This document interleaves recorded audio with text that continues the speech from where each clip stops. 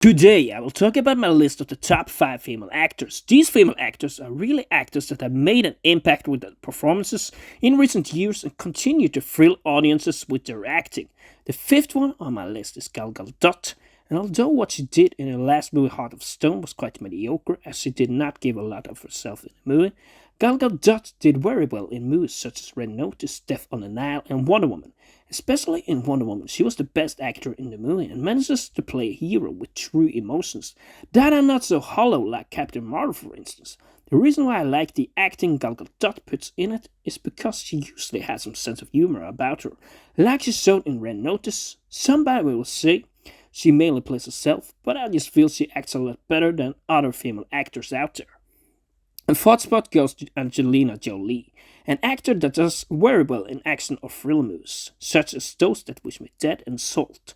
Especially in the latter movie Salt, she shows that she can solo carry a main role a lot of female actors are not able to do in the same way. The character she plays also has a background story to show how she gained her strength, as opposed to other film characters who are just made strong with no background story. What makes Angelina Jolie reliable in those moves is that although she still usually plays tough, she has a more personality about her. That's what you also see in the movie For Those That Wish Me Dead. She actually shows very much of her emotional side in that character and shows her terrific ability to act on it. She also has gained a lot of credit for the way she carried the Tomb Raider movie back in 2001, and although Jennifer Lawrence claims she was the first female lead in an action movie, Angelina Jolie did one a long time before she did it. The third spot on my list goes to Jodie Foster, who gained a huge prominence for her role as Clarice Starling in the movie Silence of the Lambs.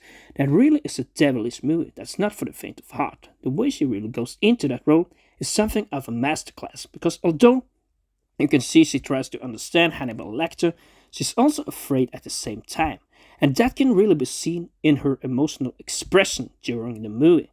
I would say Anthony Hopkins plays better than her, but Jodie Foster is not very far behind.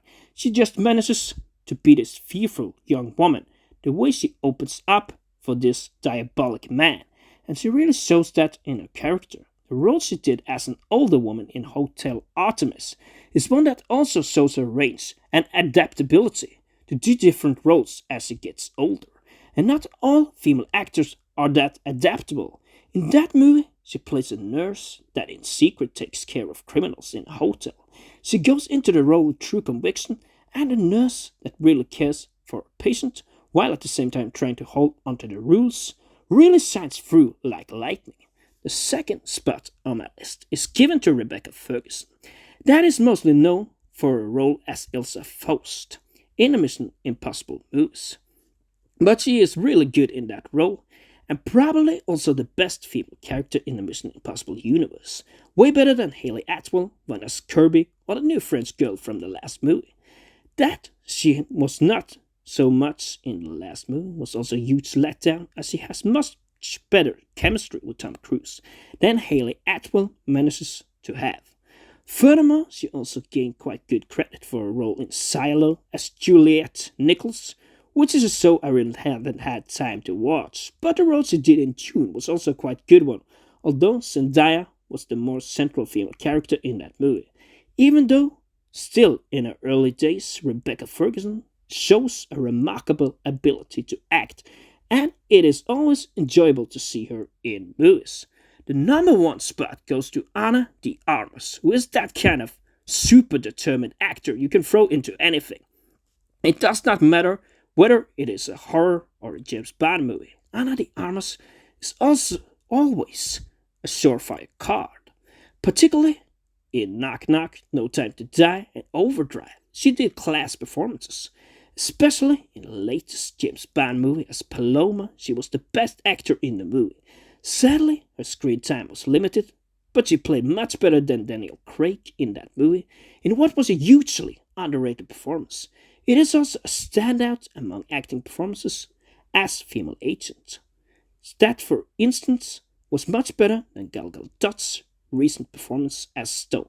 In Knock Knock, she also manages to be this girl that seems sweet, but is really a crazy twisted person at the same time, when she, for example, dresses up in the clothes of Evan's daughter before having sex with him in a very twisted scene. That's probably the highlight of the movie. But the way she acts here, trying to be nice at first, then turning right against the main character, is something of a masterclass.